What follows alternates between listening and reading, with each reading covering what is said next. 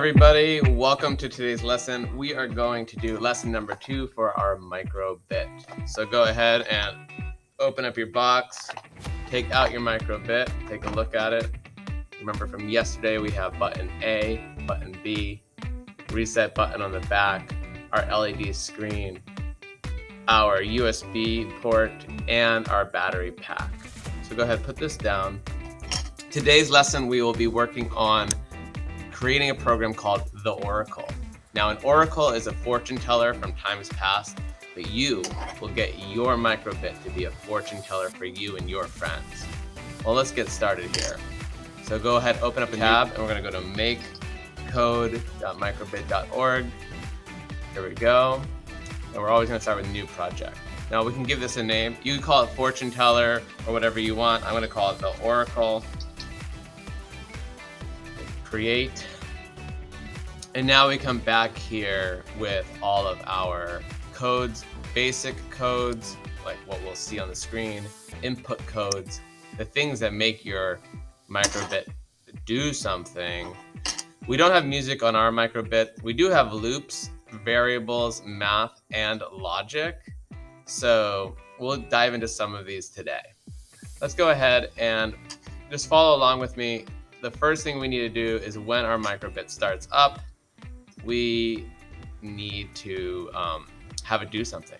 So when you walk into a fortune teller, they say, ask me any question. So let's go ahead and throw a string on there. Let's call this question.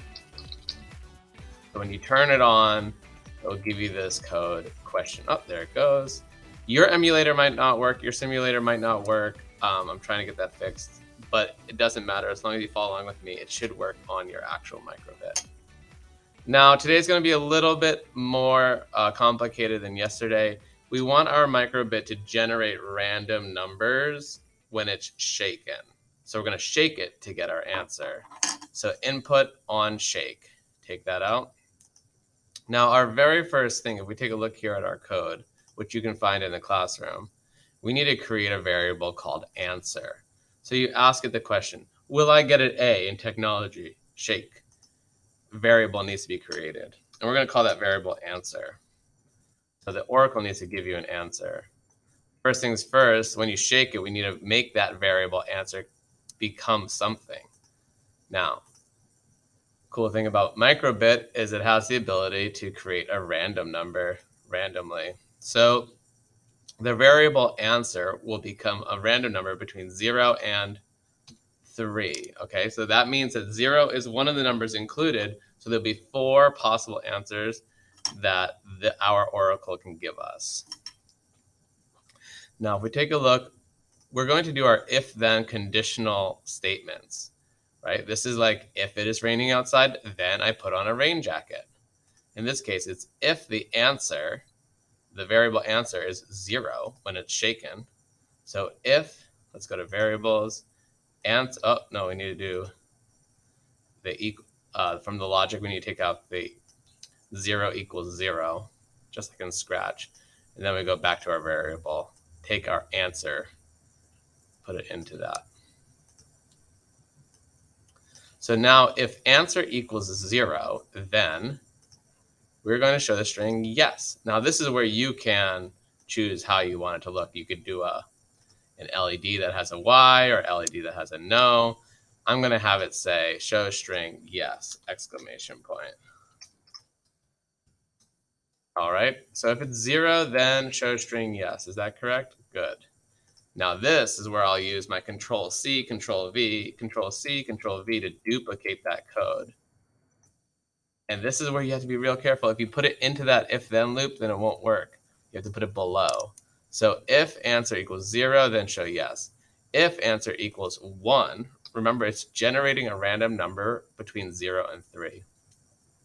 Show string no.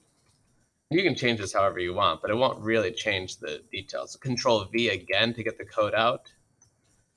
I'm just copy pasting the same code so I don't have to do the variables each time. Show a string. What was I thinking for this one? Maybe? Not, the Oracle doesn't always know the answer. And finally, let's say, what did I think?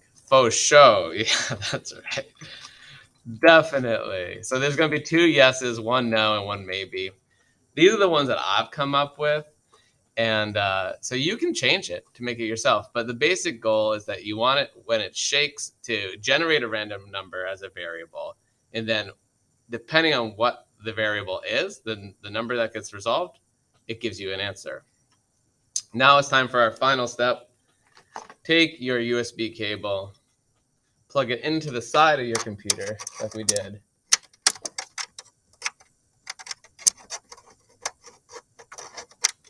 There we go. Plug the USB in to the port.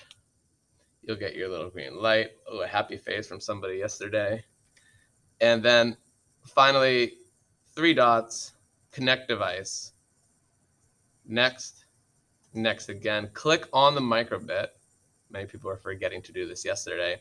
Click connect. It's now connected. Click done. Now, you can see it's downloading. When that stopped, oh no, it's connecting. There we go. Now you click download. It says it's downloaded. Oh, there it goes. Question for my start. Now I'm going to ask it a question.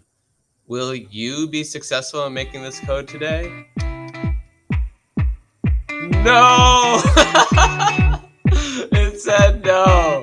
But I think most of you guys will be.